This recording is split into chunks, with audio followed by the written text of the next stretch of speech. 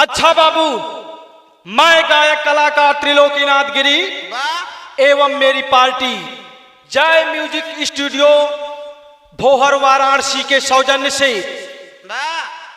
आज एक ऐसी दर्दनाक घटना आप लोगों के बीच में प्रस्तुत करने जा रहा हूं, जिससे केवल मैं ही नहीं पूरा हिंदुस्तान सहमा हुआ है। प्रत्येक दिलों में एक आक्रोश भरा हुआ है।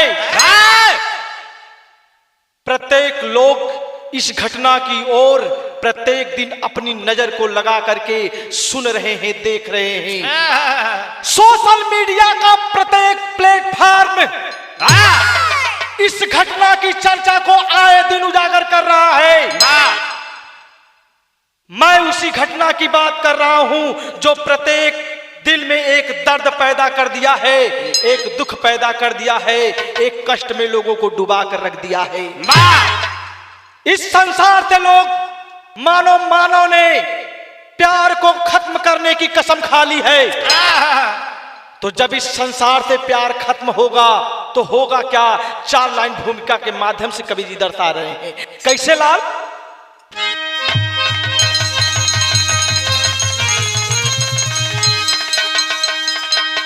कि मरेगा मोहब्बत का जय घोष जिस दिन ये संसार सारा बिखर जाएगा।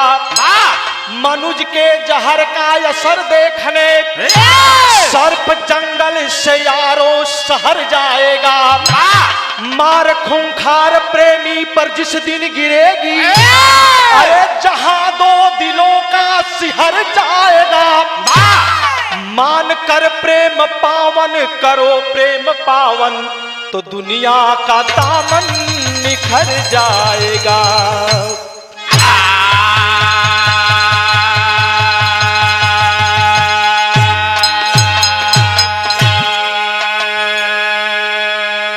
मरेगा मोहब्बत का जय घोष जिस दिन ये संसार सारा बिखर जाएगा।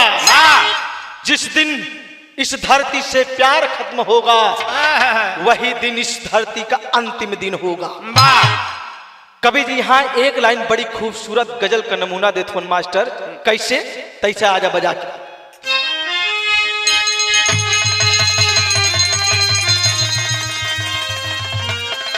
वह गजल का नमूना हो कि आज पीने कि आज पीने की दावत है यारो, कि आज पीने की दावत है यारो रे। चांद पर बैठ कर हम पिएंगे, आज पीने की दावत है यारो।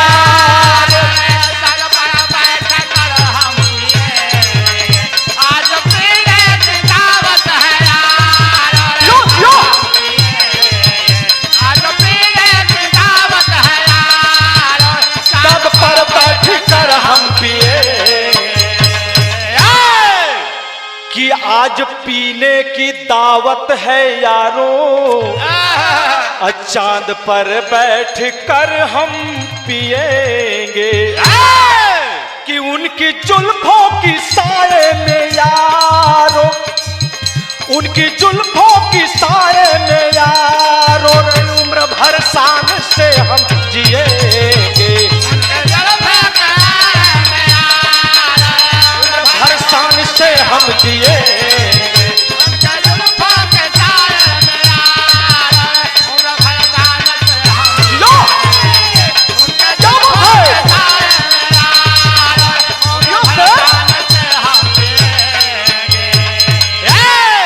लेकिन प्यार की दुर्दशा कैसी हो रही है इस संसार में?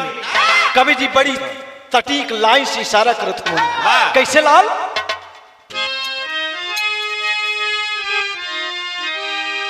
कि ये सुहाना सफर प्यार का, ये सुहाना सफर प्यार का, कोटि कांटों से घिरने लगा है। ये सुहाना सफर प्यार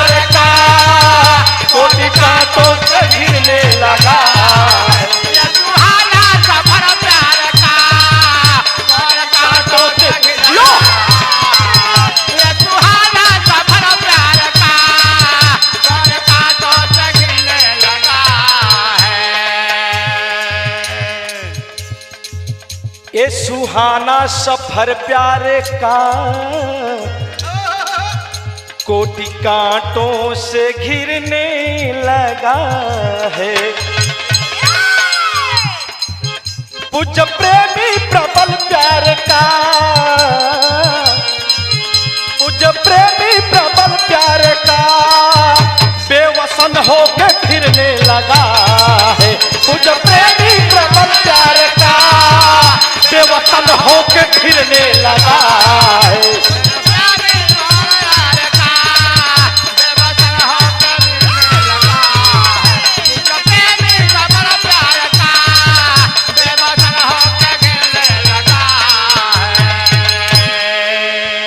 इतिहास गवाही देता है जिसने जिसने धरती पर प्यार का दामन पकड़ा है उसके रास्ते में कांटे बिछा दिए गए। मंजिल तक पहुंचने से पहले ही उसके मंजिल को नष्ट कर दिया गया।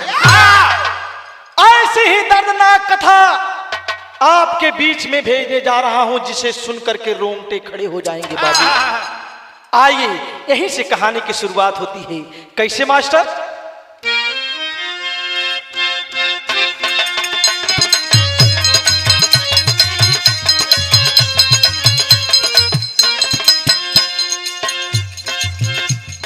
कवि जी 4 लाइन उस प्यार की ताकत के विषय में कहते हैं कि वो प्यार की ताकत कैसी है।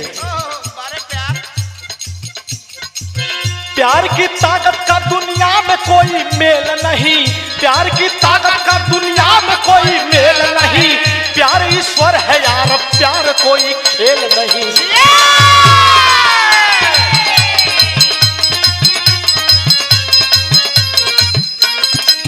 प्यार की गाथा को इतिहास खात गाया है, प्यार की गाथा को इतिहास खात गाया है। वफा खुदारी यारी दर्द को दर्शाया है।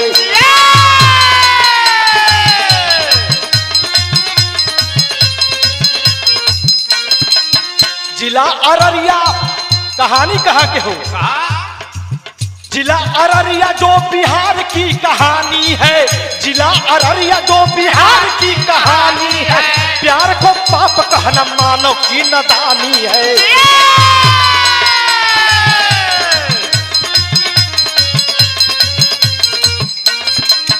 उमेश यादव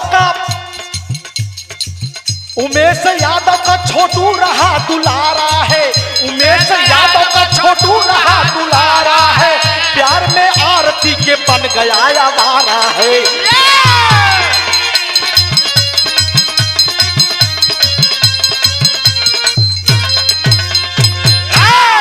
कहानी के समैला, कहानी शीशा के तरह साफ हो जाए। प्रांत बिहार, जिला अररिया, रानीगंज थाना के अंतर्गत रेवड़िया गांव। वही रेवड़िया गांव में उमेश यादव अपने छोटा सा परिवार के साथ जिंदगी उमेश यादव के 3 संतान हो।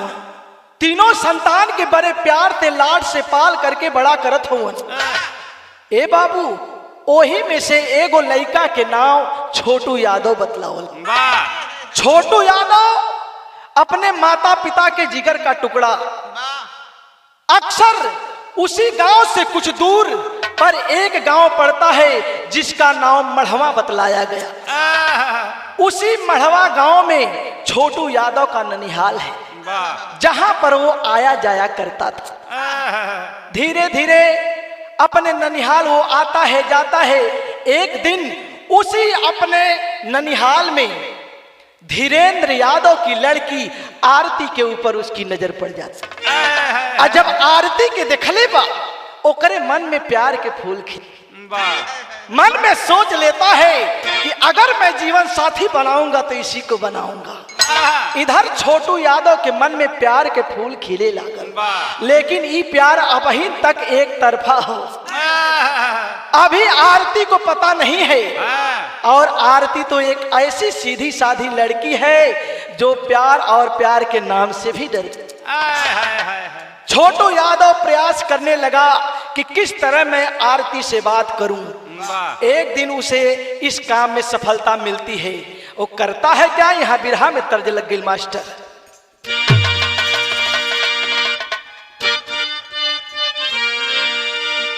आय है बड़ी पुरान तर्ज लगल, लेकिन अबहिन भी दिल में घुस जाले जीवित भैया। कैसे हो?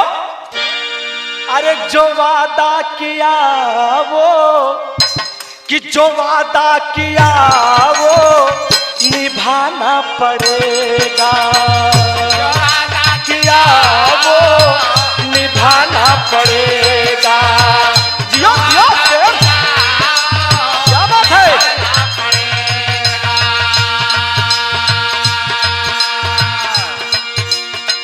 रूठे जमाना चाहे रूठे खुदाई तुमको आना पड़ेगा, जो वादा किया वो निभाना पड़ेगा, जो वादा किया वो निभाना पड़ेगा, जो वादा किया वो निभाना पड़ेगा।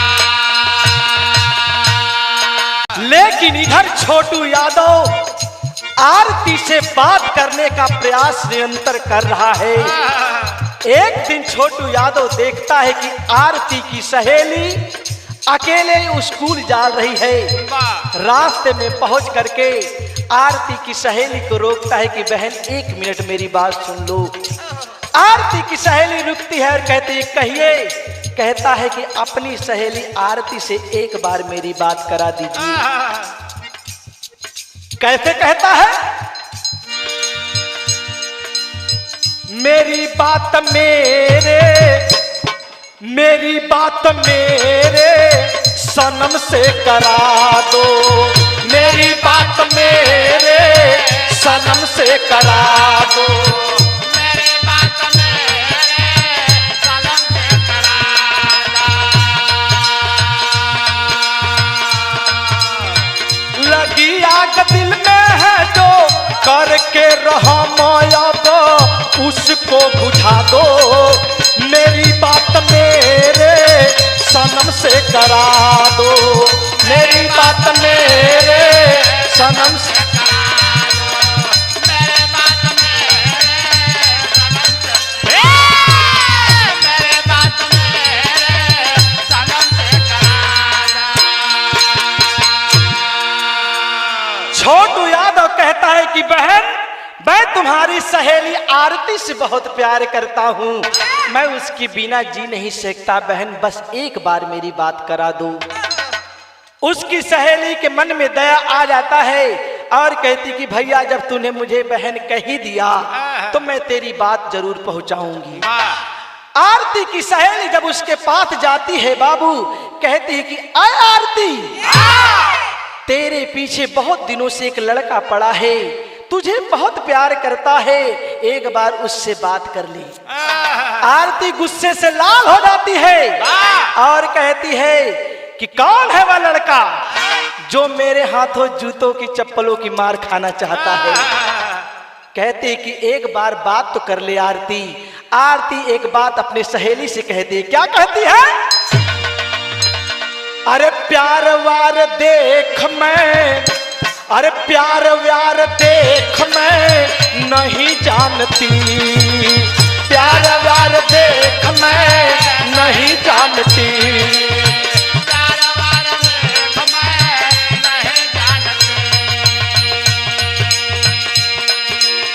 लड़का है कौन ये, आया कहाँ से तू क्यों मानती, प्यार व्यार देख मैं नहीं जानती हो, प्यार व्यार देख मैं नहीं जानती, प्यार व्यार देख मैं नहीं जानती, प्यार व्यार देख मैं नहीं जानती। कौन है ये लड़का, कहाँ से आया है और तू इतनी तरफदारी क्यों कर रही है इसकी? आरती की सहेली कहती है कि एक बार बात करने में ही क्या गया है। आरती कहती है कि जरा पूछ उस लड़के से क्या जूतों चप्पलों की मार खाएगा। वो लड़का कहता है कि मार ही, लेकिन एक बार बात तो कर लो। आरती से पहली बार उसकी जब बात होती है बाबू, बातों का सिलसिला धीरे धीरे बढ़ने लगा। पूरे गांव में शोर है कि आरती एक ऐसी नेक लड़की है जो कभी किसी लड़के के ऊपर नजर उठाकर भी नहीं देखती थी, लेकिन छोटू यादव के प्यार में पड़ गई, उसकी मीठी मीठी बातों में आ गई। धीरे धीरे प्यार का सिलसिला बढ़ने लगा, और जब सिलसिला बढ़ने लगा तो दोनों जीने मरने की कसमें खाने लगे। यही थे एगो गीत का लाइन लगा था मास्टर, कैसे लाल?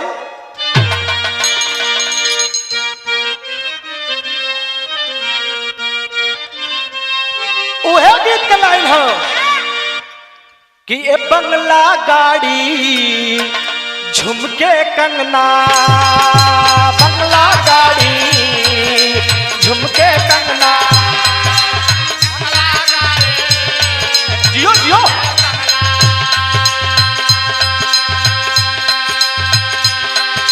सब दे देना उसको सजना, सब दे देना।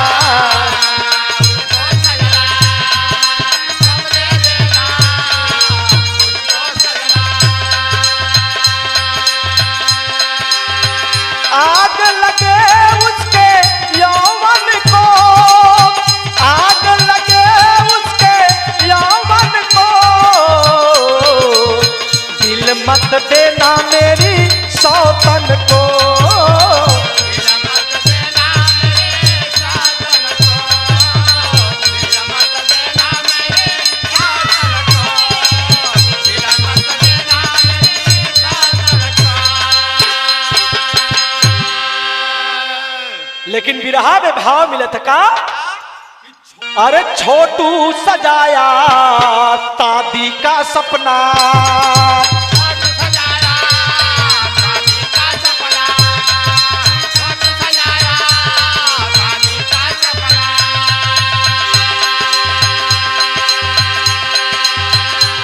ये प्रीत का बंधन ना टूटे अपना, ये प्रीत का बंधन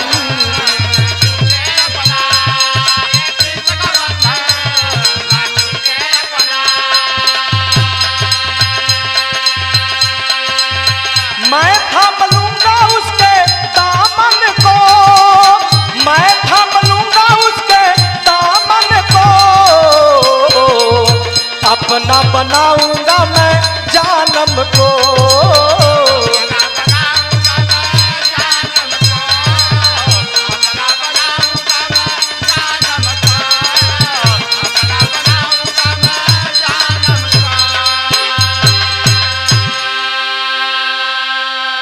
दिन रात छोटू यादव ये सपना देखने लगता है कि अगर मेरे जीवन की कोई साथी बनेगी तो वो आरती बनेगी।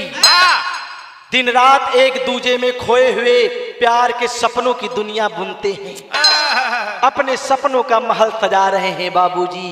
धीरे धीरे दोनों का प्यार घनिष्ठ होता गया, दोनों एक दूसरे के इतने करीब आते गए कि दोनों एक दूसरे के बिना अब रह नहीं। एक दिन छोटू यादव आरती को फोन करता है और आरती से कहता है कि ऐ आरती, तुझे देखते थे दिल नहीं भरता मेरा, एक बार आकर के हमसे मिल लो, फिर हम अपने दिलों की बात तुमसे जरूर कहेंगे। आरती किसी प्रकार से घर से बचते बचाते छोटू से मिलने आती है। यहाँ एगो गीत का लाइन लगल, कैसे लाल?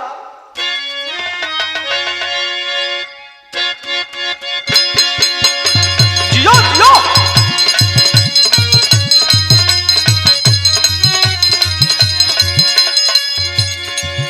वह गीत का लाइन हो, मोरे सजना हो मोरे सजना, मोरे सजना तनक गयो होली में, मोरे सजना, मोरे सजना तनक गयो होली में,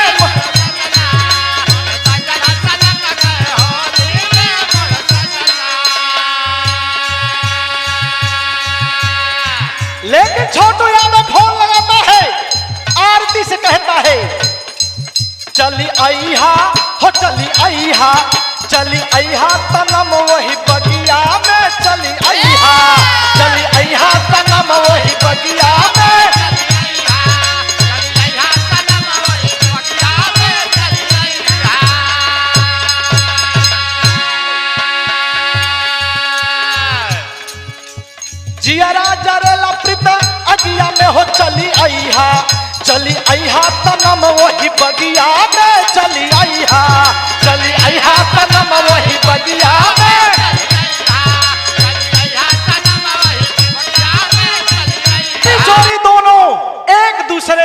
मिलते हैं बाबू।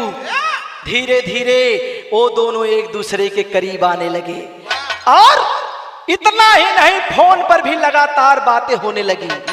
और जब फोन पे बातें होने लगी बाबू, तो उस फोन में एक दिन आरती कहती है, क्या क्या कहती है? अरे चोरी चोरी फोनमा से आरती बतिया मैं,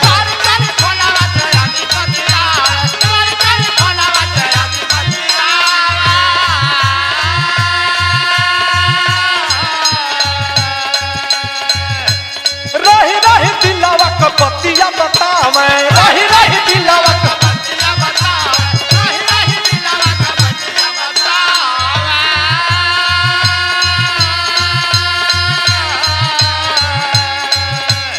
इंतजार अंग अंग रगिया में हो चली आईहा, चली आईहा तनम वही बगिया में हो चली आईहा,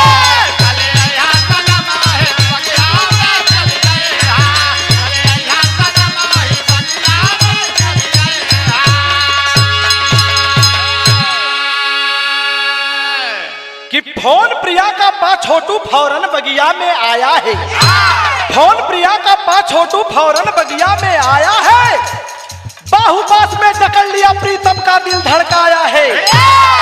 मैं प्यार का सच्चा राही हूँ अंगार पार कर जाऊंगा, मैं प्यार का सच्चा राही हूँ अंगार पार कर जाऊंगा, और जान की बाजी लगा करके भी दुल्हन तुझे बनाऊंगा।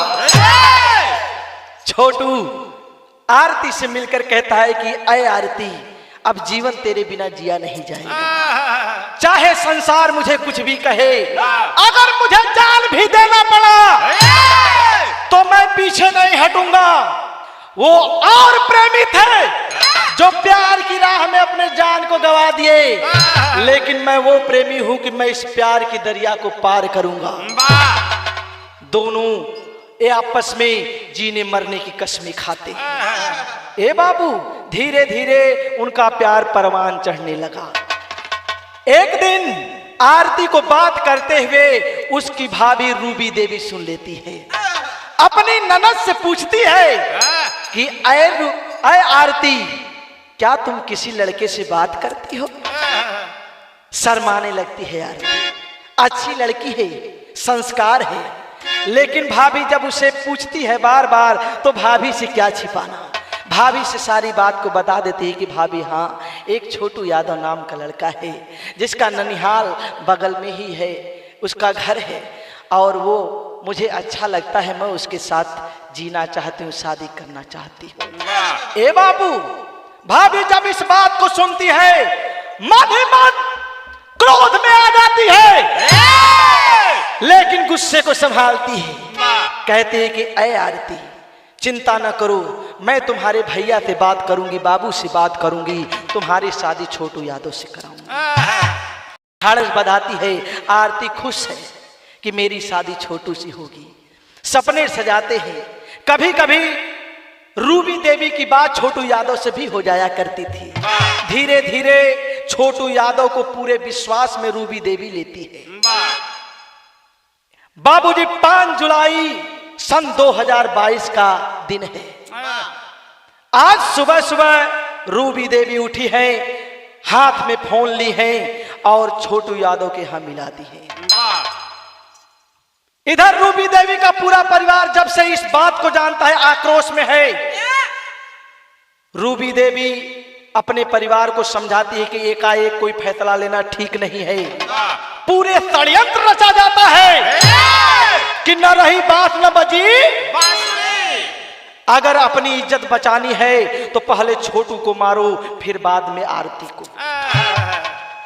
ए बाबू, जब ये बात को सुनती है, रूबी देवी प्रसन्न हो जाती है, फोन उठाकर मिलाती है और पूरा षड्यंत्र रच दिया गया है। फोन लगाई है छोटू यादव के पास, कहती है क्या? यहां बिरहा में फिर तर्ज बदलत हो। कौन तर्ज है मास्टर?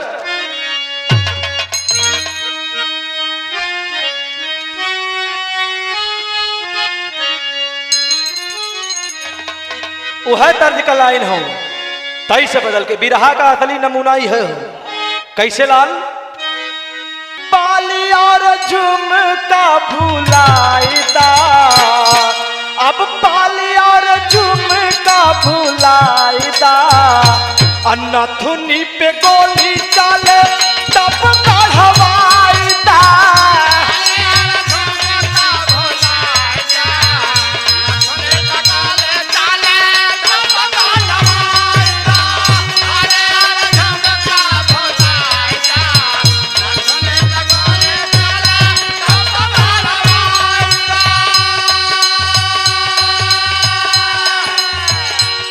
लेकिन इधर आरती की भाभी रूबी देवी पूरे षड्यंत्र के तहत छोटू यादव को फोन करती है और कहती है क्या?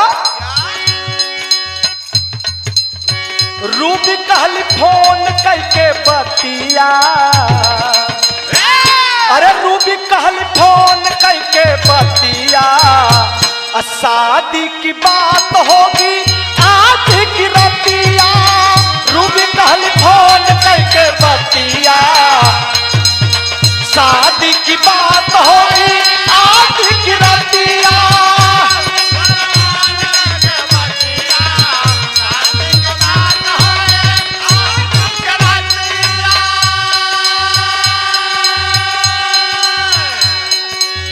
फोन मिलाती है। हेलो, कौन? छोटू यादव? हाँ भाभी, मैं ही बोल रहा हूं। छोटू, तुम मेरी ननद आरती से प्यार करते हो? करता हूं। शादी करना चाहते हो? हाँ भाभी, करना चाहता हूं। तो आज रात में घर पर आओ, सभी लोग जुटे हैं, तुम्हारी शादी की बात यहीं पर होगी। मन प्रसन्न है छोटू यादव का कि लड़की के घर वाले तैयार हो रहे हैं। प्यार का सपना सजाया छोटू यादव चल दिया है अपने घर से। कहां के लिए? मढ़वा गांव के लिए, जहां पे छोटू यादव का ननिहाल है। और जब चला है, भाव मिलत बिरहा में कैसे? अरे घर मत छोटू लेके माई से बिदैया,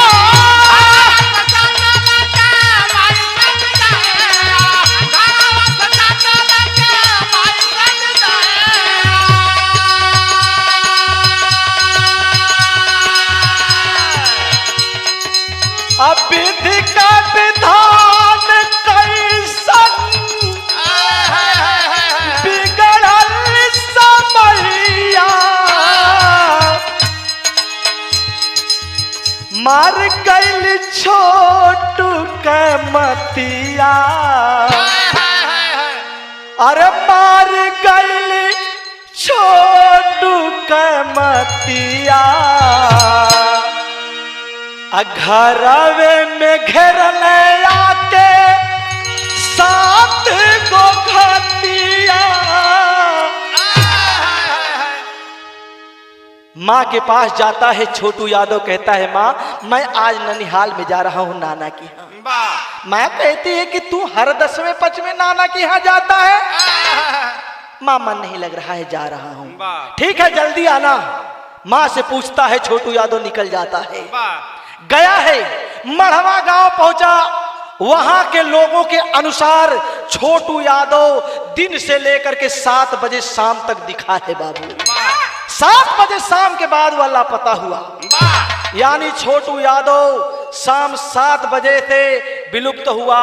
रात 12 बजे छुपते छुपाते वह आरती के घर पहुंचा, जहां पर रूबी देवी उसका इंतजार कर रही थी।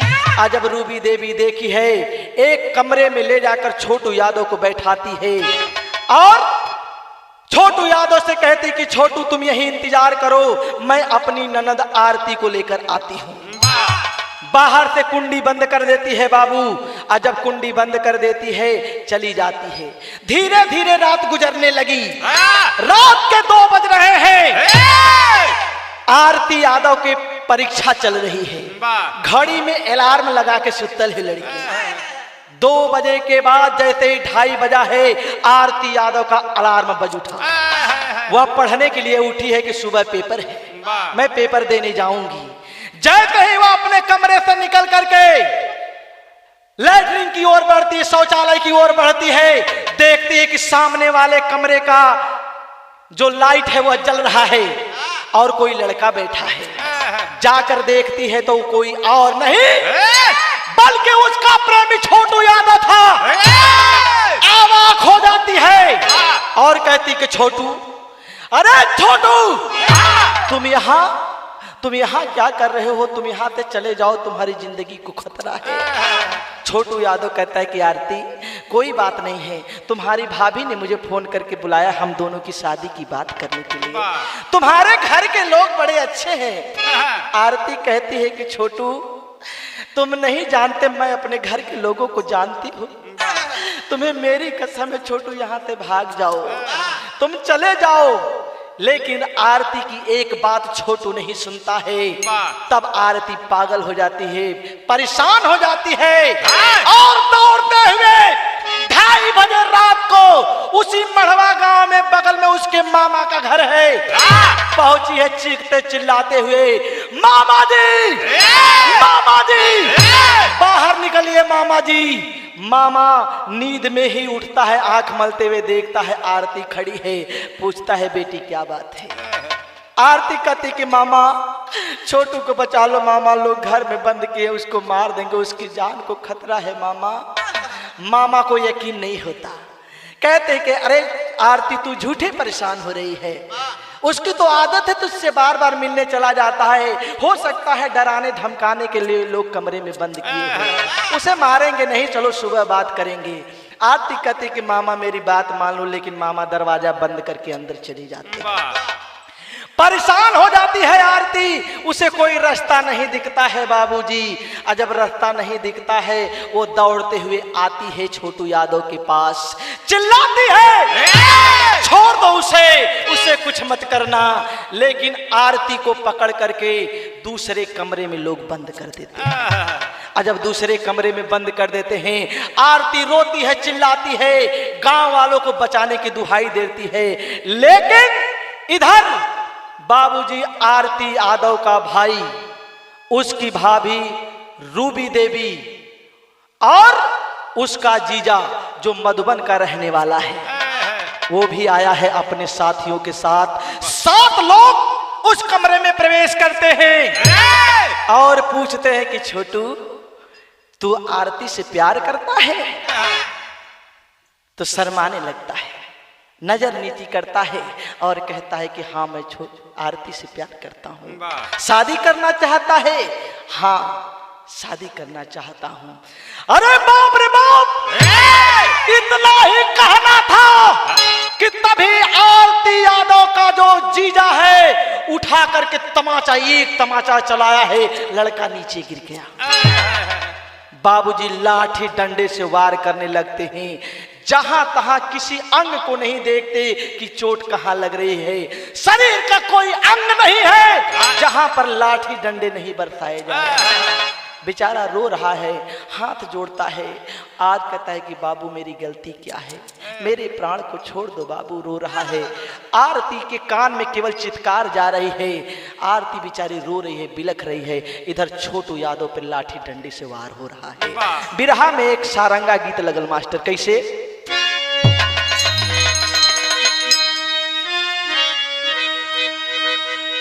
छोटू यादव हाथ जोड़ करके 7 लोगों से अपने जीवन की भीख मांगता है।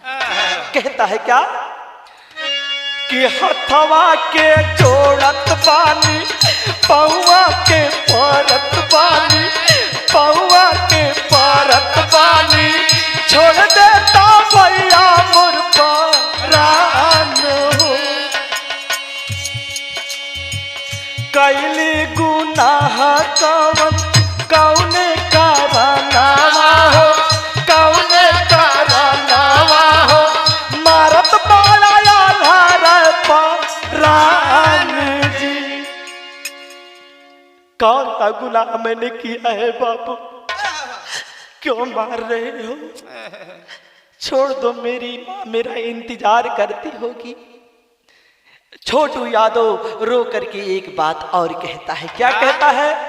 प्यार हम कैले बानी, नाही गुनाह कैली, नाही गुनाह कैली, आरती होई मोरी जान। कौन सा गुनाह मैंने किया है? अरे प्यार ही ना किया है मैंने, कोई गुनाह नहीं किया। आरती का हाथ मांग करके खुशी खुशी उसके साथ जीना चाहती हूँ। मैं जीना चाहता हूँ, मुझे जीवन की भीख दे दीजिए बाबू। लेकिन पापी निर्दयी जितनी बार छोटू यादव की ओर देखते हैं उनकी क्रूरता बढ़ती जाती है। आए है बाबू, छोटू यादव रोता है, बिलखता है, लेकिन पापी मानते नहीं है बाबू। उसके हाथ का नाखून उखाड़ने लगे। जिस प्रकार से पुलिस 3rd डिग्री देती है, अमानवीय कृत्य करने लगे। आय हाय, जब हथवा के नाखून, उंगली के नाखून उखाड़े लगे ना बाबू, छोटू दर्द से कराह रहा है। माँ माँ कहकर पुकारता है, आरती मुझे बचा ले। आरती अपना सर दरवाजे से टकरा टकरा कहती कि भैया, बाबू, जीजा जी छोड़ दो, छोटू को छोड़ दो। लेकिन पापी मानते नहीं हैं। अंततः छोटू यादव के साथ करते हैं क्या कि बिजली का तार पे था राम करंटावा था, राम करंटावा हो उड़ गया सुगनाया था मान जी। इतने से भी कमीनों का पेट नहीं भरा, तब बाबूजी बिजली के तार से करंट ले जाकर छोटू यादव को धरा देते हैं। छोटू यादव का पूरा शरीर नीला पड़ गया। गन गन गन गन कांपते हुए वह मात्र 21 साल का बच्चा इस जीवन से अपनी जीवन रिश्ते को तोड़ दिया। बाबूजी इधर आरती चीख रही है, चिल्ला रही है, अरे है कोई गांव में जो मेरे प्यार को बचा ले। आरती यादव की बात सुनकर गांव वाले तो एकत्रित हो गए बाबूजी। गांव वाले जैसे तैसे करके दरवाजा तोड़ते हैं। तब तक छोटू यादव को मारकर सब बाहर निकलते हैं और आरती के पास पहुंचते हैं। कहते हैं कि आरती, क्या तू अब भी छोटू से शादी करेगी? आरती अपने मन में हौसला भर के बगावत करते हुए कहते कि हाँ, मैं छोटू यादव से शादी करूंगी। अब तक मैंने नहीं कहा था, लेकिन मैं कहती हूं कि मैं छोटू यादव की ही दुल्हन बनूंगी। ए बाबूजी, वो 7 पापी मिलकर के आरती को भी मारते मारते बेहोश कर दिए। तब तक गांव वाले पहुंचकर आरती को बचाते हैं। किसी ने किसी प्रकार से जब आरती को थोड़ा होश आता है, आरती के हाथ में मोबाइल फोन देता है। फोन मिला करके आरती पहले छोटू यादव के पिता उमेश यादव को फोन करती है और कहती कि पिताजी, छोटू को बचा लीजिए। पिताजी यहाँ पर गलती करते हैं कि किसी को लिए बिना दौड़ते दौड़ते मढ़वा गांव में आ जाते हैं और आ करके देखते हैं कि छोटू यादव बेहाल पड़ा हुआ है। बेहाल पुत्र को देख करके आज उमेश यादव का कलेजा रो पड़ा। आज जब रो पड़ा है, जा करके अपने बेटे को झकझोरते हैं, उठाते हैं कि उठ बेटा, आंखें खोल। लेकिन प्राण पखेरु तो पहले उड़ चुके थे। तसल्ली के लिए लोग हॉस्पिटल ले जाते हैं। हॉस्पिटल में जब मृत घोषित कर दिया गया, आय हाय, पिता अपना कलेजा को पकड़कर बैठ गया और रो करके एक बड़ी ऊंची बात कहा है। क्या कहा है मास्टर? यहाँ गीत के लाइन लगत हो।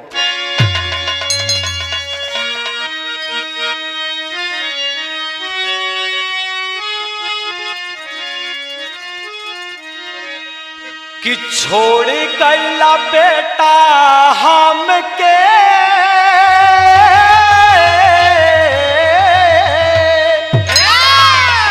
अरे छोड़ गया बेटा हमके कि हमारा खातिर दुनिया अन्हार हो गई। बेटा हमके कि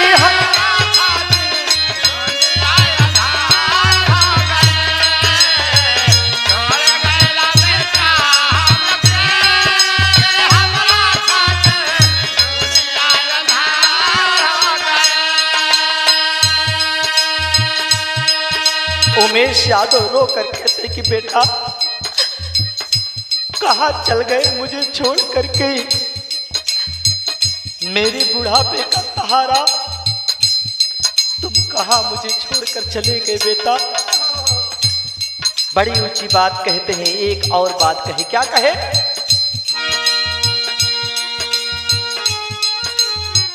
के करा के बेटा बेटा कही के बुलाइब,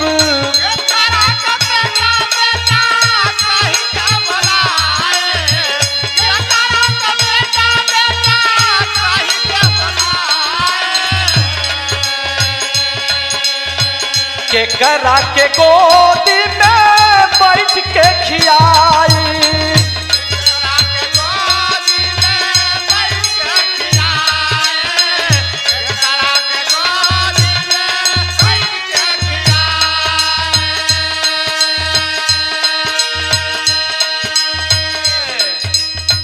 हियरा जुड़ाई कैसे,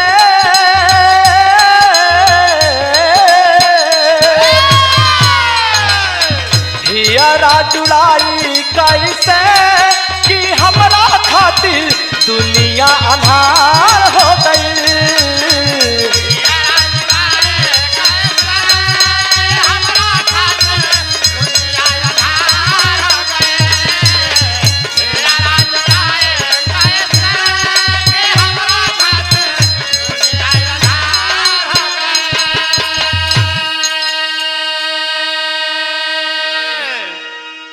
रो रो करके पिता का बुरा हाल हो गया बाबू।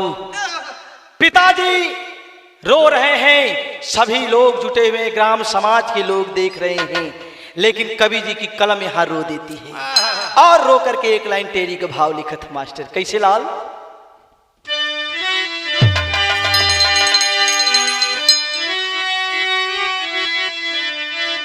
अरे रुलाया दिल को भीषण हादसा, अब रुलाया दिल को भीषण, अब रुलाया दिल को भीषण हादसा, चंचल चारु चंद्रमा चित का चैन चुराया।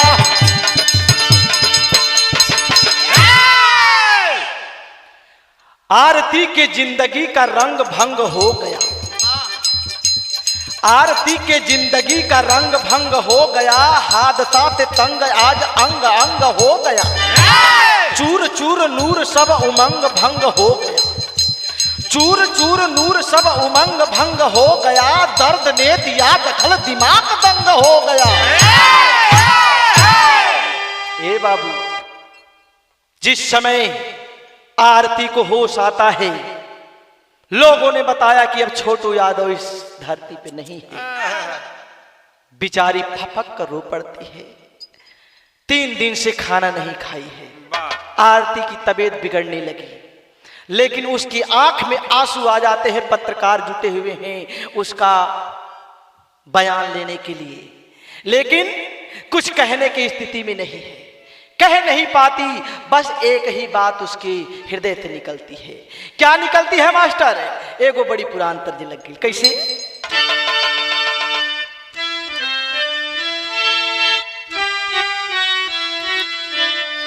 उहे गीत का लाइन हो कि तोता तोता, कि तोता तोता सजन से कहना,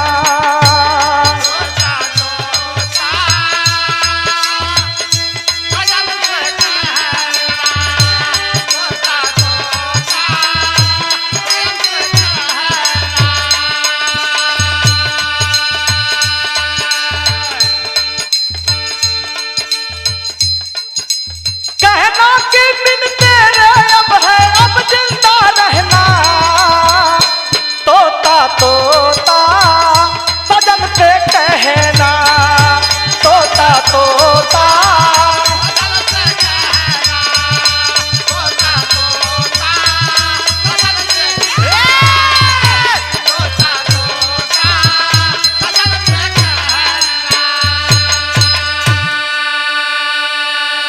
लेकिन आरती को जैसे ही पता चला कि उसका प्रेमी दुनिया में नहीं है बाबू, आंख से उसके आंसू गिर रहे हैं, मानो दुनिया उसकी वीरान हो गई। जिसके लिए वो जीती थी और जिसके लिए मरती थी, जिसे जान से ज्यादा प्यार करती थी, जब वही दुनिया में नहीं है तो उसके जीने का मकसद खत्म हो गया। रो करके एक बात कहती है, क्या जाती है छोटू यादव की लाश के पास, उसकी सूरत को देख करके एक बात कहती है। क्या कहती है मास्टर? कि बोला बोला, कि बोला बोला पिया हो बोला, बोला बोला पिया हो बोला, बोला बोला पिया हो बोला।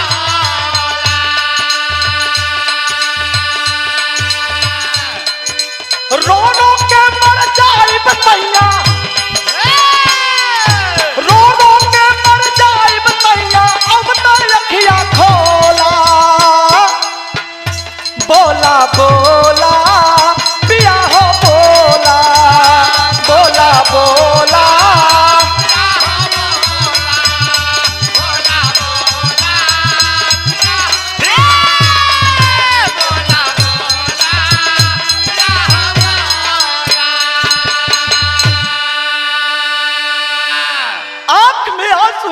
जाती है, रो कर कहती है कि क्या इसी दिन के लिए आपने मुझे प्यार के सपने दिखाए थे? अगर जाना ही था तो मुझे भी साथ में लेकर जाते, जीने मरने के साथ कत्मे खाए और अकेले ही निकल लिए। कहता तुम्हारे प्यार का यह अन्याय है, मैं तुम्हारे बिना इस जीवन में अब जी नहीं सकती, मुझे भी मार दो। जा करके छोटू यादव के पिता उमेश यादव के चरण को पकड़ करके रोने लगती है और रो करके एक बात उमेश यादव से कहती है। क्या कहती है? पहपट के लाइन लगत हो मास्टर।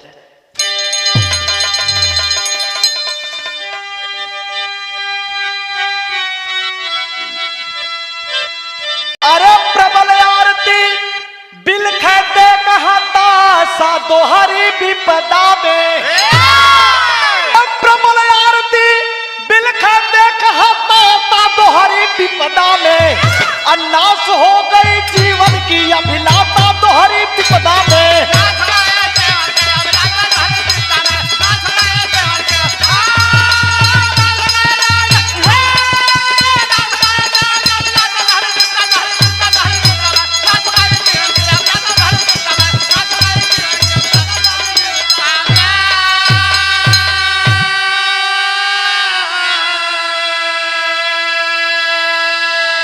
अरे प्रीतम संग चिता पर बैठूं, दे दूंगी अपनी जान हो, अब बिन शादी विधवा बन करके, अरे बिन शादी विधवा बनूंगी, करन लगी ऐलान हो, अरे एक बार में टोटली जीवन आता दोहरी विपदा में। गौर करेंगे बाबू, आरती जाती है और उमेश यादव का पैर पकड़ लेती है और पकड़ करके कहती कि बाबू आज से आप ही मेरे पिता हैं और आप ही मेरी माता हैं। मेरे माता पिता मर गए, मैं नहीं जानती कि मेरा जन्म कहाँ हुआ था, किस माता ने मुझे जन्म दिया, किस पिता ने मुझे पाला और किस भाई के हाथ पर मैंने कलाई पे राखी बांधी।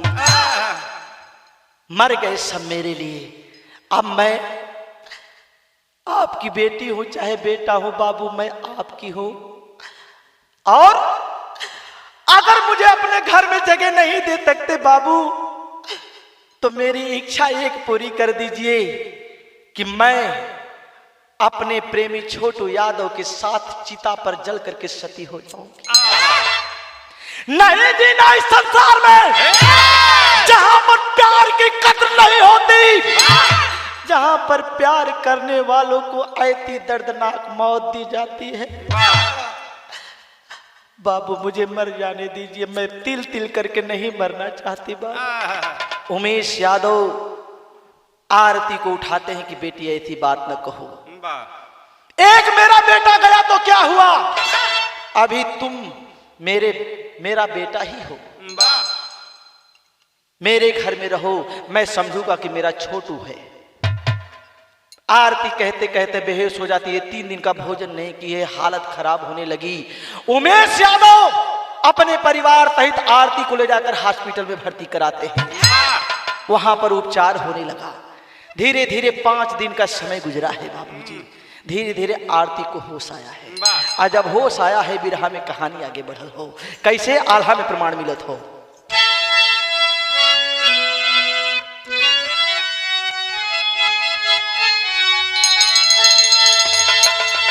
अरे लैला मजनू हीर रांझा, अरे प्यार के तगरवा बाबू,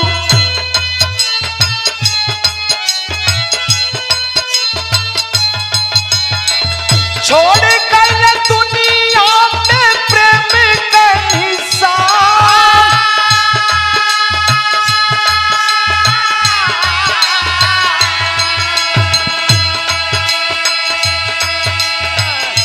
है प्यार आरती छोटू तंग कैली भैया।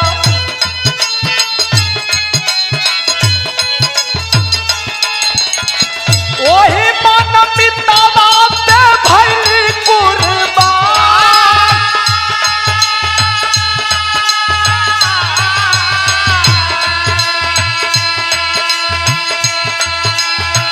बिना ब्याह विधवा बना गुजरिया बाबू।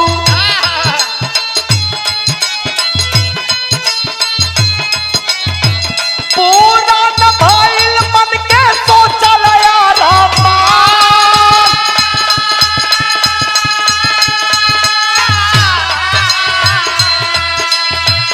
तू खबे कया तू गिरे साधना के अखिया भैया।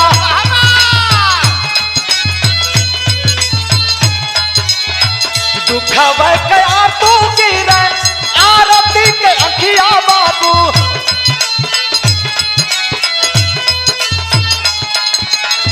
दुखवा में दिल के सबके करावा लगा,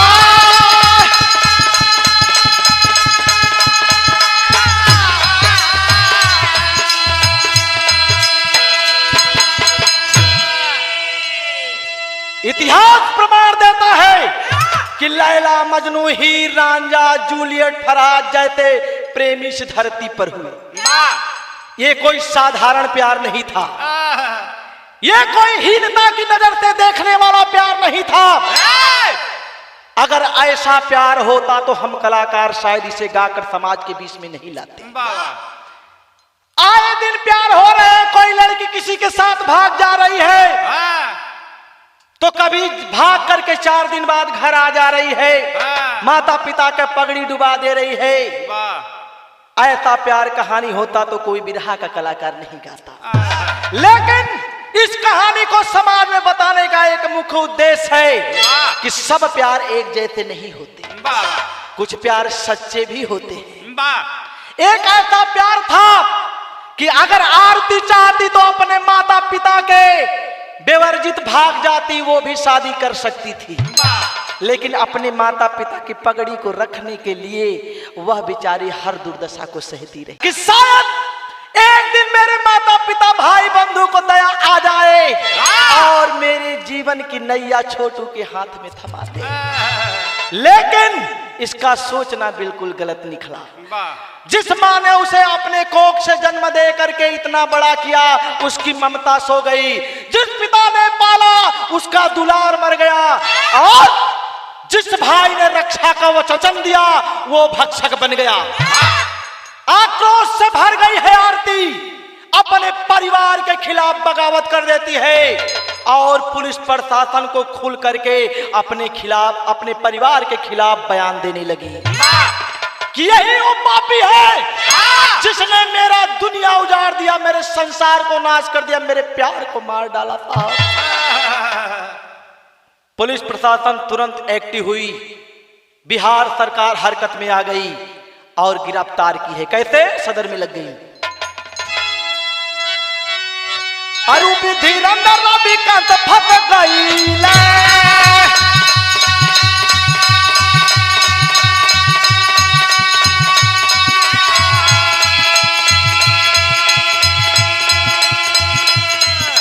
भैली गिरफ्तारी है जेलवा मझार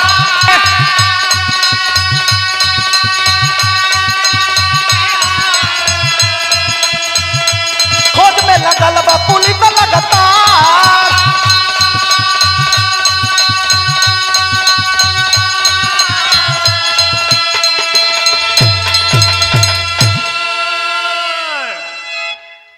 बाबू पवन यादव, एक नाम पवन यादव। ये पवन यादव था कौन? ये वही शख्स है जिसे आरती का जीजा बताया गया। अपने कुछ साथियों के साथ आया था, जिसने अपने साथियों के साथ मिलकर के छोटू यादव की हत्या की थी। यही पवन यादव है जो मधुबन का रहने वाला था। इसकी भाभी रूबी देवी, इसका भाई रविकांत यादव और मधुबन का रहने वाला ये पवन यादव, यही मुख्य शागिर्द थे इस हत्याकांड के। अपने साथियों के साथ आकर के पूरे के पूरे षड्यंत्र को रचा और मौत के दर्दनाक घाट पर उतार दिया छोटू यादव को। पूरी की पूरी कहानी की दुर्दशा को लिखने वाला यही 3-4 शख्स थे, बाकी तो सब इसके सहयोगी थे। कुछ भी हो मित्रों, दुनिया बर्बाद हो गई किसकी? आरती की। उमेश यादव का सहारा टूट गया। मीडिया पर चारों तरफ खबर फैल गई। केवल बिहार प्रांत में नहीं, हिंदुस्तान के कोने कोने में यह खबर दिखलाई देने लगी। पूरा समाज, पूरा हिंदुस्तान देखकर इस खबर को दहल गया।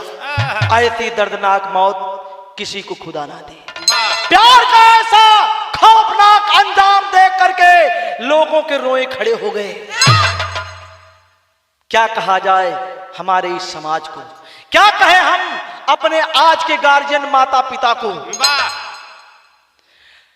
जब विद्यालय में अध्यापक पढ़ाता है तो कहता है कि अगर तुमने दुनिया में भगवान को नहीं देखा तो माता पिता को देखो।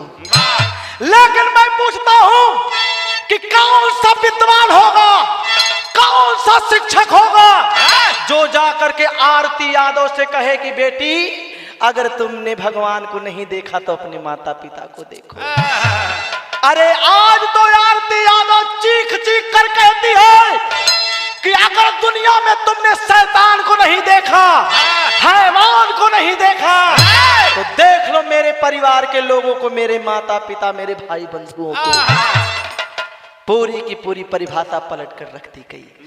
मैं ये नहीं कहता कि कोई भी बच्चा, कोई भी परिवार अपने गार्जियन, अपने माता पिता के खिलाफ जाए, लेकिन मैं इतना जरूर कहूंगा कि अगर ऐसे दलदल में हमारे बच्चे फंसे, अज्ञानता में चाहे सोच विचार कर कदम बढ़ा ही दे, तो हम बड़े हैं, हमें उनको संभालना चाहिए। उनकी नैया की डोर को धारा के विपरीत नहीं, बल्कि धारा जिधर जा रही उधर ले जाएं, समझाएं। फिर भी यदि काम नहीं चलता है तो कहीं न कहीं तो जीवन यापन करना ही है। ईश्वर ने जो लिखा है उनके भाग्य को माता पिता या समाज नहीं बदल सकता। माता पिता बच्चे के जन्म के साथी होते हैं, उसके कर्म का विधाता नहीं होते, कर्म का साथी नहीं है। मैं बच्चों को भी हिदायत दूंगा कि अपने बड़ों की शिक्षा को माने, अपने बड़ों का अदब करें, क्योंकि उन्होंने दुनिया बहुत देखी है।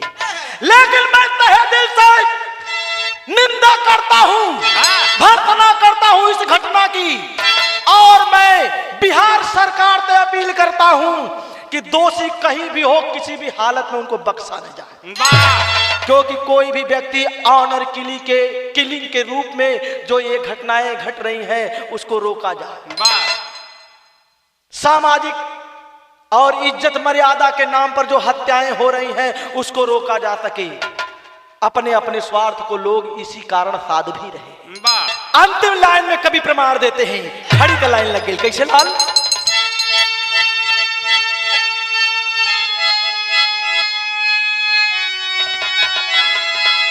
अरे ऐसन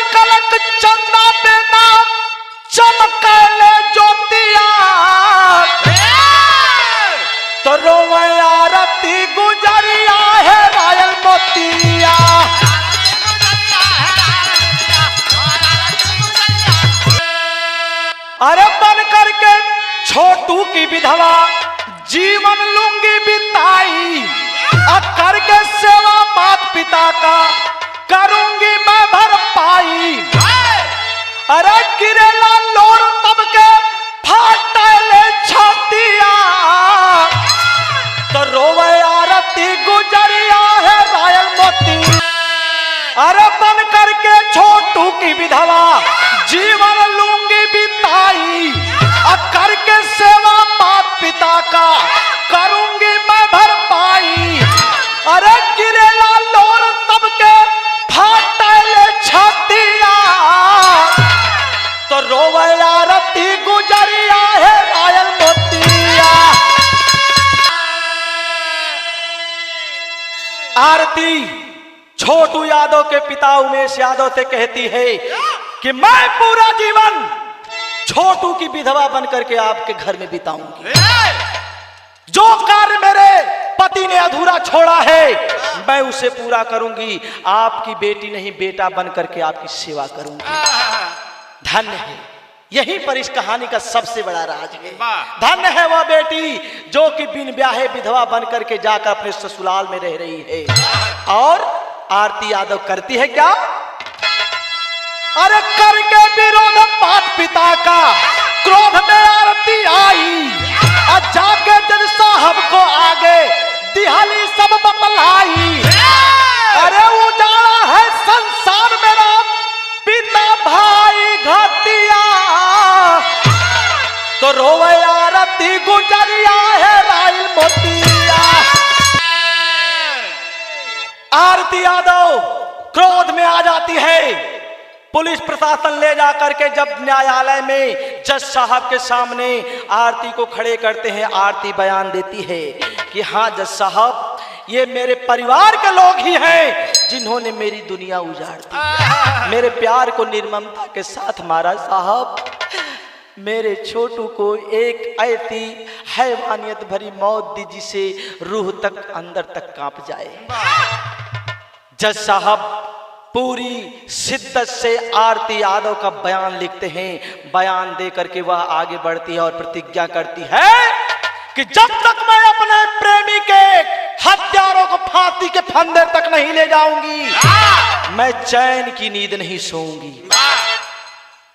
अंतिम बार कवि जी बड़ी ऊंची बात लिखत हो बिरहा में का,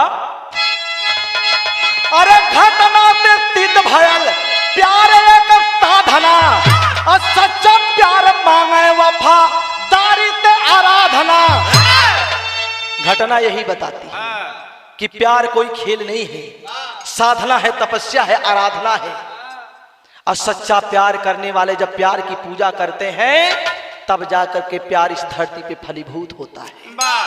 कहल गया का पूरे संसार को कवि जी इस अंतिम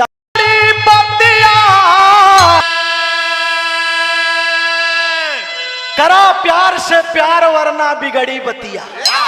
ऐ संसार के लोगों, अगर तुम अपना जीवन बसाना चाहते हो तो प्यार के बदले प्यार ही देना पड़ेगा। प्यार के बदले नफरत का कांटा बोओगे तो तुम्हारा संसार भी सुरक्षित नहीं रहेगा। मर्यादा के नाम पर लोगों ने हत्या तो कर दी, लेकिन उसके बाद परिणाम उनके सामने आ रहा है, पूरा समाज देख रहा है। अंतिम लाइन में गुरु घराने का परिचय है। कैसे लाल कि गुरु बिहारी गुरु रमन बलदेव प्यार है पावन, और शिव जतन कबीर राम बचन शंकर को मन भावन। अरे